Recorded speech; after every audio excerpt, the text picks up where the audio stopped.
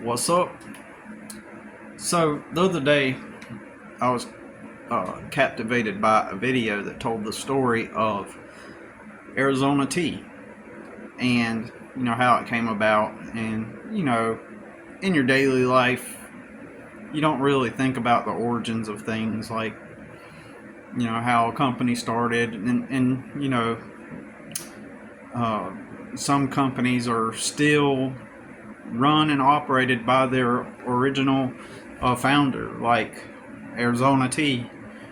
The guy that started it still runs and operates it, and it's a private company.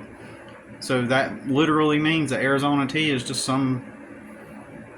Well, all businesses are, but I'm just saying Arizona Tea is just some man's business that he started. He decided, hey, I want to sell some tea. And started making the tea, put a logo on it, and now it's really big. Now, your average layperson would say, "Oh, it's a corporation. Oh, it's this otherworldly entity uh, that materialized out of the ether before I was born, and it's just a fixture here established in my reality. And it's one of the authorities, or some greater hand of authority came down and presented the world with the Arizona tea." Ooh, but anyways, in reality, it was just some man's business. So a person that's online looking for a job sees an ad and it says now hiring, Arizona tea. Our positions include blah blah blah position management blah blah blah. And so that person, in their mind, they're thinking, oh, I found a good company with a good job, and so I'm going to apply for the job, and hopefully this authority will allow me to come be an employee at their facility with 401k and benefits. And so in their minds, they're not viewing it as some man's business. They're viewing it as an authority, as a corporation, as a almost like it has an otherworldly quality. And I want to throw all that in this video just to kind of, I grew up really poor, as many of you already know. I grew up really poor. Like, in the trailer that we lived in, there was a tree growing up next to it, and the tree, because it had been there for so long, had pushed the trailer sideways, so it was on an incline. So if you took a can of roach spray and put it at one end of the trailer, it would roll to the other side of the trailer, right? And there was a hole in my bedroom floor that reached to the dirt. Like, you could look through the hole and see the dirt. And eventually I had to use vice grips to turn on the shower. And eventually, my dad didn't take care of us, and he, after some time, like, it got down to where we didn't even have shampoo, and my dad would get mad at me and tell me I had to use damn dish soap, right? And so it got that bad. So that I endured that kind of life for the first 17 years of my life, all the way up to 18. And then before I turned 18, I was already out in the quote unquote real world, trying to get myself, figure out how to have a life of some kind. So up to that point, it was just, there was these little moments of freedom that really, it's kind of strange being in such a disturbing, horrible life. At the same time, I was able to find means to escape it, and healthy means too, right? Like creativity, art, and whatnot. As some of you already know, when I was a kid, one or two times I was able to draw pictures and make money off of the pictures. And so during that time was where I found my freedom. During those times of expression and creativity, just coming up with cool stuff, cartoons and all that stuff. So I I make that part of my message to strive for freedom, because the next half of my life after 18, I was directly told this, that I was just a poor person that just was, you know, I remember stating to somebody I didn't want to be stuck there at that warehouse that when I first started working as an adult, because I had already worked as a teenager, but after I turned 18 and, you know, I was allowed to, or I was qualified to work at a place where you can work over 18, at a warehouse. I went to the warehouse up the hill from where I stayed, which was like half a mile from where I stayed, or even maybe a quarter of a mile. And I started working at that warehouse, third shift, and I was explaining to someone that, you know, I didn't want to, was this it? You know, I don't want to have to go to this place, this smelly place with rolls of textiles, and all we did was drive forklifts and move the rolls of cloth around all night. And there was just one side of the warehouse where it was humongous, it was enormous. It seemed like not many people went into that area, and a few times I had to go into that area, and I remember it smelling like had this awful stench, this rubbery type of smell that I don't even remember the smell exactly. I just remember it was just this weird stench, and that stench would evoke feelings in me that were just kind of like, I don't know, it triggered some kind of emotion that made me feel really sad and depressed that I was even there, right? Like, it triggered some kind of like gloom, and I would, for lack of a better term, loss of hope. And I was just 18. It was like, it gave me a sense that I was just stuck there. And I was working around. Some of the dudes there were cool, you know. You know, they didn't really bother me. But, you know, they just acted like automatons. They'd come into the break room, and it was just break time, no expression on their face.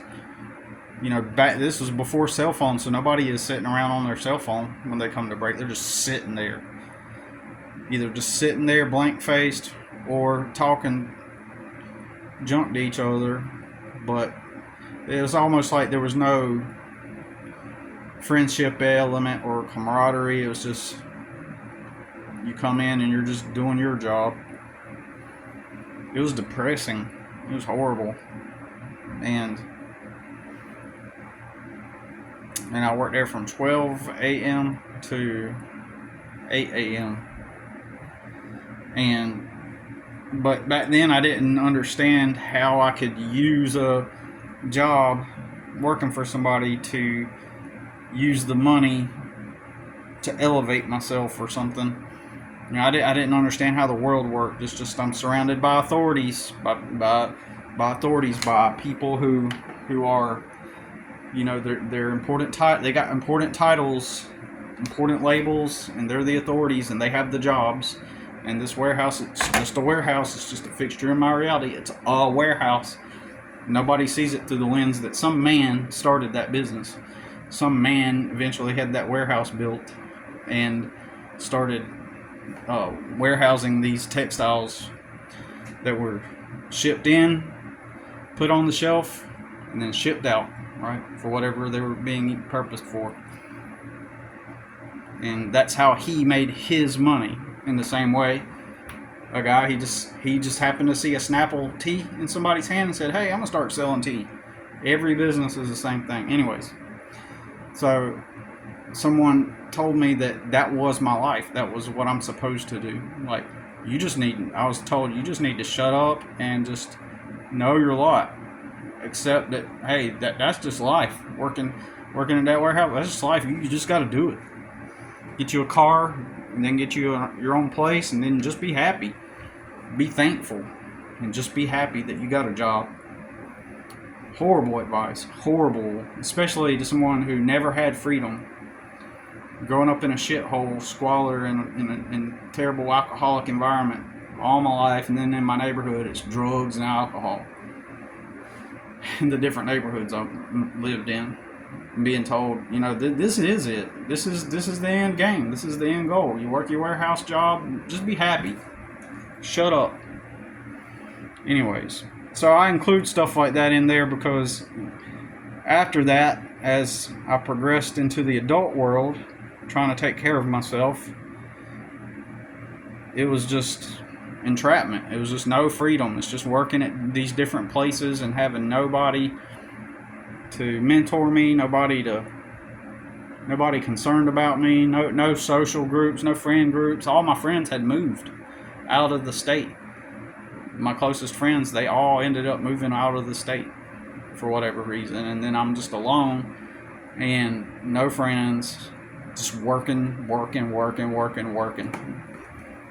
and none of the jobs paid enough to, get me a place to live. I could barely find roommates. I started having chronic panic attacks, anxiety disorder. I got diagnosed professionally as having generalized anxiety disorder, depression. And it took me years to finally get a grip on those things and figure out what they were and to start to resolve those. And during that time, I'm just working at jobs, working for other people. And it's just like no concept of the idea of working for myself, but I'm trapped because all these are entry-level jobs for poor people. And they're not getting me ahead. I can't find any money I use is used to go back into whatever vehicle I owned at the time to fix it, or dental repair, some dental appointment, something always came up, but I never could save money. It's just, I make the money, it goes away. I make the money, it goes away. And I didn't do drugs, I didn't wastefully spend my money. It was simply the jobs didn't pay enough to live on. And I couldn't find roommates, back then. Especially, there was no internet. There weren't people online, saying, now we're seeking roommate. At best, you might look in the newspaper and find like an ad of somebody looking for like room for rent. Somebody would pay and put an ad in the newspaper. So that's where you would find your rentals back in the day. You'd look in the newspaper for houses for rent or places to rent and stuff like that. And everybody around me, my circles of influence, my environment, was just nothing but dysfunctional people. As a teenager, I tried to go to church and be involved in church communities, and as a young adult, but I never fit in. So I couldn't find roommates at all. So it was just me floundering about, because at that time, the jobs that paid the most were construction and warehouse, manual labor jobs. Warehouse and construction. Those were the jobs that paid the most for an entry-level person, right? Not working at a fast food place or a retail place. Those paid the least at that time. Those paid like $6.15 an hour, and at minimum, the best you could earn starting at a warehouse was $8 an hour back then. And so I'm just trapped. I'm in a redundant cycle. Back then, it would get to me, and I would quit jobs. And I didn't know what was going. I didn't know how to plan a life, how to move forward. I didn't know what I could do. It's like lack of knowledge to strive to get to where I needed to be. I didn't know what to do to make it. To make it. I didn't know how to get ahead. I didn't understand the numbers, the math, because in my experience, all it seemed to me was that I just make money, I buy food and buy the stuff that I need, and now I'm out of money again, right? And I know a lot of people will try to, and this happened to me too, like try to shame me and tell me that, oh, I'm just not working hard enough, and just any kind of wild thing that they can come up with, and it turned out all these people, they got it made already. These are people that got a whole family support network. They've got they were able to live at home and save their money, or their boyfriend uh, worked and paid part of her rent or whatever. Just everybody.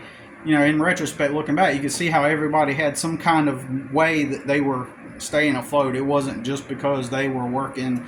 Most people I knew didn't even work 2 jobs, right? They all just worked 1 job. They were fortunate to be able to just work 1 job. I would find myself having to work extra jobs and just to try to, even when I was single, right? It didn't make sense to try to go to college in my mind back then. It didn't make sense to go to college because, I need a place to live. How am I going to invest in school and work? And what is college even going to get me? I didn't even know how all that worked, right? What is, if I'm spending all this time working to survive now, imagine putting all my time into something that's not making me money, and that I have to pay on top of that. And back then I didn't understand Pell Grants and know about that either. And I didn't know about business and how to start a business. I didn't know about how businesses actually worked, or it just, and it's weird to me how my brain worked, because there's other people, they go out into the world and they're like, like, for example, some young guy goes, you know what, I'm going to make money mowing lawns. And he goes out and he gets him a mower and a weed eater and a blower, and he just knocks on doors, and next thing you know, in a few years, he's got, 5 or 6 crews out there, and he's making tons of money, and he just gets out there and he does it. Or somebody that starts a clothing line brand, and they just start doing it, and their mind isn't limited or inhibited. I was blind to that reality for some reason. It's so weird how I was blind to that, and looking back on it, it's like I was blind to that, and it helped me understand how others were blind to it too. I always knew something was not right. When my friend, once upon a time, we were having dinner somewhere or lunch, and my buddy, he's now in the Navy, and my other friend works up in Alaska at this oil company, or not an oil company, but oil related. And my buddy says, man, I wonder what job you will have in 20 years, and what job you'll have in 20 years, and what job I will have in 20 years, and look back and, what jobs you will have. And by that point, I had already worked so many jobs and already struggled so much, achieving nothing. It's like, I don't want to be part of this. I don't want to go clock in anymore. My Navy friend, he worked extra jobs. He would work 2 jobs too. But he lived with his dad, and all his money got to go back into paying for his school and investing in his future. Meanwhile, all the money I made was to get me a new pair of pants, to fix the broken axle CV joint on my car, or just to stay afloat. I didn't know what I was doing. I was trying hard, but nobody's seen it that way. Instead, if you're not achieving, then you're just screwing around. That's the way they would perceive it. No, I was actually working really hard, thinking that the hard work would pay off. So yeah, that was a nightmare to me. To think that in 20 years I'd still be subjected to going into another warehouse, and then eventually you experience working around the disgruntled manager that hates their life, and they take it out on all the employees, right? So anyways, I don't know. I just had a Arizona tea, Synchronici-Tea, and I don't know. So I like to talk. My bad. I like to talk about becoming free, because being trapped the first 18 years of my life in a horrible environment, and then getting out there with the hope of not having to live that way anymore, only to discover that none of the positions at companies or jobs would even lift me out of poverty. My biggest fear, that I would end up continuing at these entry-level jobs around the same types of people I grew up around, and who come from the same environments, and I'm trying to escape them. I'm trying to get away from those types of people and the mentality and the you know, the way they think, and just the stupidity of everything, how I grew up. I'm trying to get away from it, yet, you know, and figure out a way. I did not want to be 20 years from then stuck working around the same types of people and doing a task and being told what to do and being trapped some more, because it was worse than growing up with an alcoholic father and in a dysfunctional family, getting out there and effectively what you're doing is you're building another man's dream. You're building his business up so he can live on his own terms. So anyways, um so interestingly, the other day, you know, after I learned about how business worked, you know, I become fascinated by how companies start and how businesses start and who started them, right?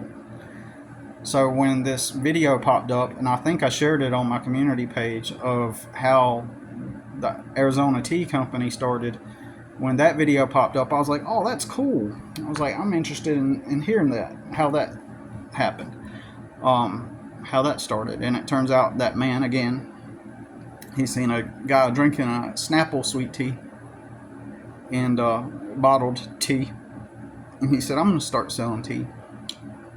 And so that got me thinking about Snapple. I thought it was interesting that they maintained their price for a can to be 99 cents. And it's been a couple years, maybe, or maybe 1 year since, one time my son and I did go to the laundromat, and I think I bought him a tea there because they got a little store in the laundromat. And I think I bought him one about a year ago, but he used to get those whenever we would go do laundry. And so I was remembering that, and I was thinking about how, like, how they described the process of how they keep the cans at 99 cents. And so that story kind of was in my head for that day. And later on that day, I went to Walmart, and I noticed these right here, right, this size. And I remember saying to myself, these definitely aren't 99 cents. I just remember that impression of this, you know, after watching the video earlier that morning, and then seeing one of these seeing some of these at the store at Walmart. I was like, well, that one ain't 99 cents for sure. And it kind of stuck out. So at that point, Arizona Tea was sticking out in my mind. Well, the next day I go to a customer's house, and I see her come outside with this bottle, and she places it on the little table in her garage. And I said to myself, interesting. Synchronicity there. I was like, she's gonna give me that. And then, you know, right before I left, she said, hey, you know, I got this tea. Do you like sweet tea? And I was like, yeah. She was like, well, I got this tea. You're welcome to have it. My son doesn't want it. And I was like, sure. So it's the Arizona Synchronici-Tea. So anyways, that's the story of the Arizona Tea Synchronicity. And so so I tell the story because you know, I make an emphasis on that because, interestingly, along my path, as some of you already know, that I never achieved the freedom that I wanted necessarily. I ended up generating my own customer list, but I endured a bunch of legal stuff that kind of kept me in the poverty, and all I dreamed of was coming out of poverty, right? And just have a very simple life, like, just, even if it was like a tiny place, and as long as I could have freedom to engage in the activities that I wanted, not work someplace and then clock out and then escape into leisure and entertainment, which is the fundamental way everybody does, but we normalized it and make it look like it's normal and healthy, and it's not.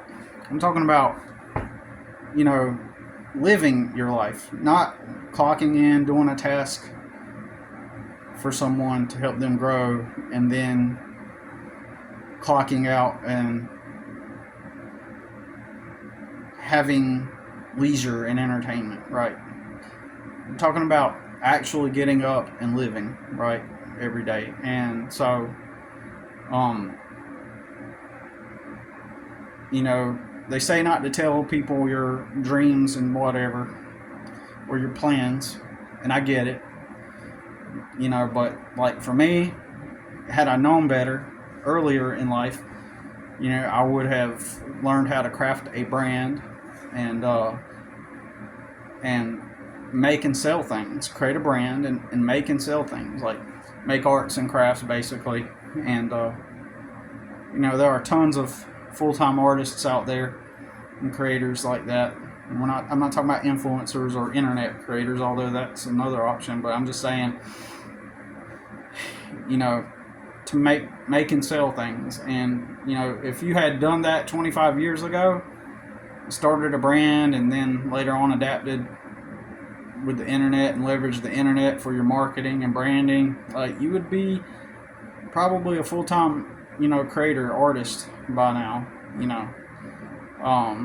If you just generated a